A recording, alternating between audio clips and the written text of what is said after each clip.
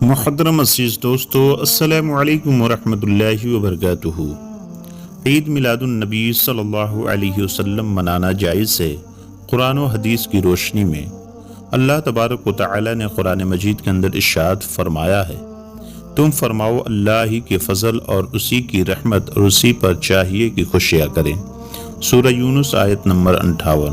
اس آیت میں اللہ تبارک و تعالی نے اپنے فضل اور اپنی رحمت پر خوشیاں منانے کا حکم دیا ہے۔ اللہ تبارک و تعالی دوسری جگہ ارشاد فرماتا ہے، اور ہم نے تمہیں نہ بھیجا مگر رحمت سارے جہاں کے لیے۔ سورہ انبیاء آیت نمبر 107۔ اس آیت میں اللہ تبارک و تعالی نے اپنے پیارے نبی صلی اللہ علیہ وسلم سے فرما رہا ہے کہ ہم نے تمہیں صرف ایک یا دو عالم کے لیے نہیں بلکہ سارے عالم کے لیے رحمت بنا کر بھیجا ہے۔ یہاں غور کریں، اللہ نے نبی صلی اللہ علیہ وسلم کو رحمت کہا ہے، اور جو پہلی آیت پیش کی گئی ہے اس میں اللہ نے اپنی رحمت پر خوشی منانے کا حکم دیا ہے۔ جو ان آیتوں کا منکر ہوگا، جو نبی صلی اللہ علیہ وسلم کو اپنے لیے اللہ کی رحمت اور نعمت نہیں سمجھا، وہ نبی پاک صلی اللہ علیہ وسلم کی ولادت کی خوشی سے اعتراض کرے گا، یعنی وہ غم منائے گا نبی صلی اللہ علیہ وسلم کی ولادت پر۔ تیسری جگہ اللہ تبارک و تعالی ارشاد فرماتا ہے، اپنے رب کی نعمتوں کا خوب چرچا کرو۔ سورہ دوحہ آیت نمبر 11۔ اس آیت میں اللہ تبارک و تعالی نے ہمیں اپنی نعمتوں کا چرچا کرنے کا حکم دیا ہے۔ مومن یہ جانتا ہے کہ اللہ تبارک و تعالی کی سب سے بڑی اور عظیم نعمت ہمارے لیے اس کے رسول صلی اللہ علیہ وسلم ہیں۔ اس بات کو سمجھانے کے لیے میں قرآن کی ایک آیت پیش کرتا ہوں۔ اللہ تبارک و تعالی ارشاد فرماتا ہے، ہم نے مومنوں پر احسان کیا ہے کہ جب ان میں اپنے رسول صلی اللہ علیہ وسلم کو بھیج دیا۔ سورہ العمران آیت نمبر 164۔ میرے پیارے اسلامی بھائیوں، آپ سارا قرآن پڑھ لیجئے، کسی بھی جگہ اللہ تبارک و تعالی نے یہ نہیں کہا کہ ہم نے تمہیں یہ نعمت دے کر تم پر احسان کیا ہے، سوائے اپنے محبوب نبی کریم صلی اللہ علیہ وسلم کے۔ اس سے معلوم ہوا کہ اللہ کی سب سے بڑی نعمت ہمارے لیے اس کے پیارے نبی صلی اللہ علیہ وسلم ہے۔ 12 ربیع الاول پر تمام علماء اسلام کا اجماع ہے کہ اس دن محمد صلی اللہ علیہ وسلم سارے عالم کے لیے رحمت بن کر دنیا میں تشریف لائے، اور اسی دن ساری دنیا میں مسلمان اپنے نبی کی ولادت کی جشن مناتا ہے۔ میلاد کس نے منایا؟ حضور کے زمانے میں مسجد نبوی میں میلاد ہوئی۔ اس میں خود حضور صلی اللہ علیہ وسلم نے اپنی ولادت کے فضائل بیان کیے۔ ترمذی شریف جلد نمبر 2 صفحہ نمبر 201۔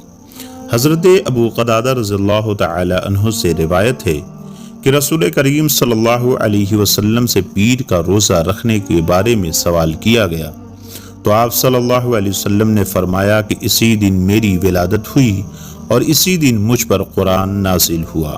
صحیح مسلم جلد نمبر 2 حدیث نمبر 819، پیج نمبر 1162۔ حضرت شیخ عبدالحق محدث دہلوی علیہ رحمہ نے صحیح بخاری شریف کی حدیث سے نقل فرمایا ہے کہ ابو لہب کی لونڈی تھی جس کا نام صوبیہ تھا۔ اس نے سرور دو عالم صلی اللہ علیہ وسلم کی پیدائش پر ابو لہب کو خبر دی، تو آپ صلی اللہ علیہ وسلم کی پیدائش کی خبر سننے پر ابو لہب نے صوبیہ کو آزاد کر دیا۔ تو ابو لہب کے مرنے کے بعد کسی نے اس سے خواب میں دیکھا، پوچھا کہ کہو کیا حال ہے؟ تو وہ بولا، میں آگ میں ہوں اور اللہ کا عذاب ہو رہا ہے، البتہ اتنا کرم ہے کہ ہر پیر کی رات مجھ پر تخفیف کر دی جاتی ہے، اور اشارے سے بتایا کہ اپنی 2 انگلیوں سے پانی چوس لیتا ہوں، اور یہ عنایت مجھ پر اس وجہ سے ہے کہ مجھے صوبیہ نے بھتیجے کی پیدائش کی خبر دی تھی، تو اس بشارت کی خوشی میں نے اسے 2 انگلیوں کے اشارے سے آزاد کر دیا تھا۔ اس پر علامہ جزری علیہ رحمہ فرماتے ہیں کہ جب ابو لہب جیسے کافر کا یہ حال ہے کہ اس کو حضور صلی اللہ علیہ وسلم کی ولادت کی پیدائش کی رات خوش ہونے پر دوزخ کی آگ میں بھی بدلہ دیا جا رہا ہے، تو رسول اللہ صلی اللہ علیہ وسلم کی امت میں سے ان لوگوں کی حال کا کیا پوچھنا جو آقا کی ولادت پر خوشی مناتے ہیں اور اپنی طاقت کے مطابق 12 ربیع الاول کے دن پیسے خرچ کرتے ہیں۔ اللہ تبارک و تعالی اپنے رحم و کرم سے ان کو جزائے خیر عطا فرمائے گا۔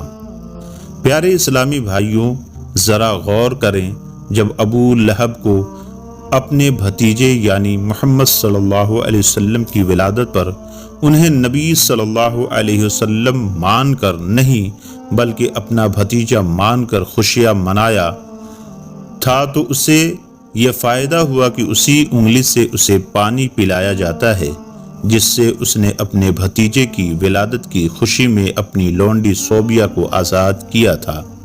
ہم مسلمان تو نبی صلی اللہ علیہ وسلم مان کر ولادت کی خوشی مناتے ہیں، تو سوچو کہ ہمیں اللہ کی بارگاہ سے کیا کیا انعام ملے گا۔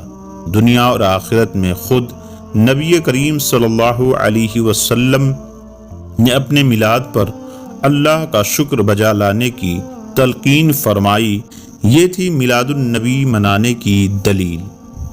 اب آئیے دیکھتے ہیں کہ میلاد النبی صلی اللہ علیہ وسلم کے موقع پر کیا جانے والا مستحب عمل حدیث کی روشنی میں جلوس نکالنے اور اس میں یا رسول اللہ صلی اللہ علیہ وسلم کا نعرہ لگانا۔ جب آقا صلی اللہ علیہ وسلم ہجرت کر کے مدینہ تشریف لے گئے تو لوگوں نے خوب جشن منایا۔ نوجوان اور تمام عورتیں اپنے چھتوں پر چڑھ کر اور غلام خدام راستوں میں پھرتے تھے اور نعرے رسالت لگاتے اور کہتے یا رسول اللہ صلی اللہ علیہ وسلم۔ صحیح مسلم جلد نمبر 2 پیج نمبر 419۔ جھنڈے لگانا۔ حضرت آمینہ رضی اللہ تعالی عنہا فرماتی ہیں کہ جب حضور صلی اللہ تعالی علیہ وسلم کی ولادت ہوئی اس وقت حضرت جبریل علیہ السلام نے 3 جھنڈے نصب کیے، ایک مغرب میں، ایک مشرق میں اور ایک کعبے کی چھت پر۔ اس روایت کو شاہ عبدالحق محدث دہلوی علیہ رحمہ نے اپنی کتاب مدارج النبوہ جلد نمبر 2 میں نقل کیا ہے۔ اب آئیے دیکھتے ہیں تاریخ کی کتابوں میں نبی کی ولادت پر افسوس کون کون کرتا ہے۔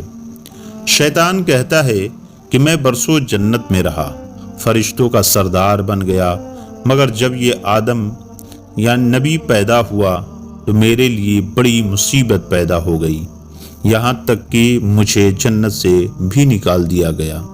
پھر جب کوئی نبی پیدا ہوتا وہ گمراہوں کو صحیح راہ دکھا کر جنت میں لے جاتا اور تب تک کہ میری ساری محنت مٹی میں مل جاتی، اور آخر میں جب آخری نبی محمد صلی اللہ تعالی علیہ وسلم پیدا ہوئے تب تو میں اتنا رویا جتنا پہلے جنت سے نکالنے پر رویا تھا، اور اس نے میری تمام محنت پر پانی پھیر دیا۔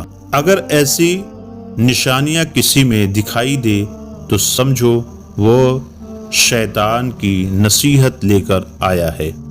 پیارے دوستو، عید میلاد النبی صلی اللہ علیہ وسلم منانا اور جلوس نکالنا قرآن و حدیث سے میں نے دلیل دے دی ہے۔ امید کرتے ہیں کہ یہ ویڈیو آپ کو پسند آئی ہوگی۔ اگر پسند آئی ہے تو ہمارے چینل کو سبسکرائب کر لیں اور دیے گئے بیل آئیکن پر کلک کر دیں اور ایک لائک ضرور کر دیں۔